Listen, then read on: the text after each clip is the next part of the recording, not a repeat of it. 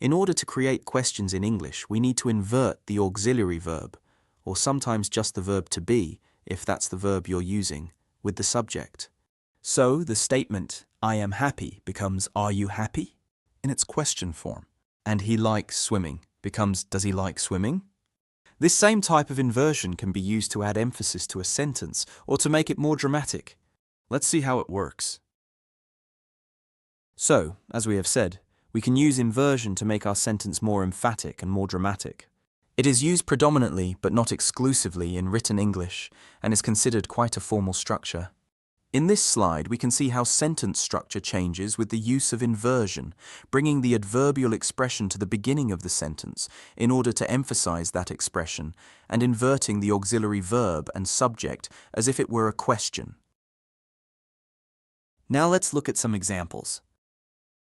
In the first example, the concert was great and it was free as well. We can see that, in the inversion, the adverbial expression not only has been added to the beginning of the sentence, adding drama and emphasis by anticipating the fact that there are going to be two important aspects of the sentence. In this case, the concert being great and free. In the second example, we can see that the adverb rarely moves to the beginning of the sentence in the inversion, which stresses the importance of rarely in the sentence. Here are some more examples with negative adverbial expressions. In the first example, the adverb is at the beginning of the inversion to emphasize never, which also adds drama to the phrase. Never have I had such an awful experience as that.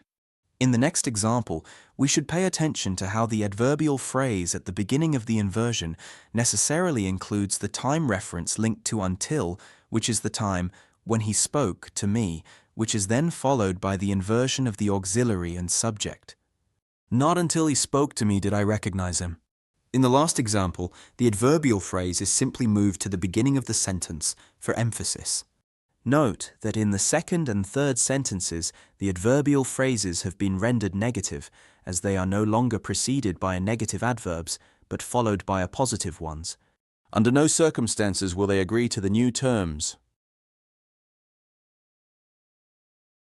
These examples are inversions with restrictive terms.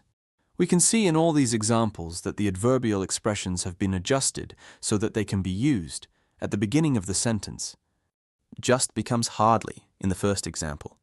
Little is added to the second example, and when follows only in the last example where, as in the second example on the previous slide, with until the time reference has been included in the adverbial phrase.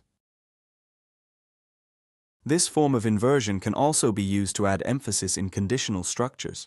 In the second conditional, by inverting where and the subject, and in the third conditional, by inverting had and the subject.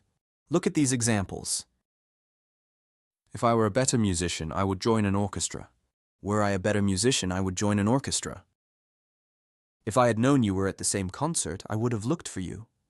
Had I known you were at the same concert, I would have looked for you. That is the end of the lesson 4 grammar focus on inversion. Now let's practice.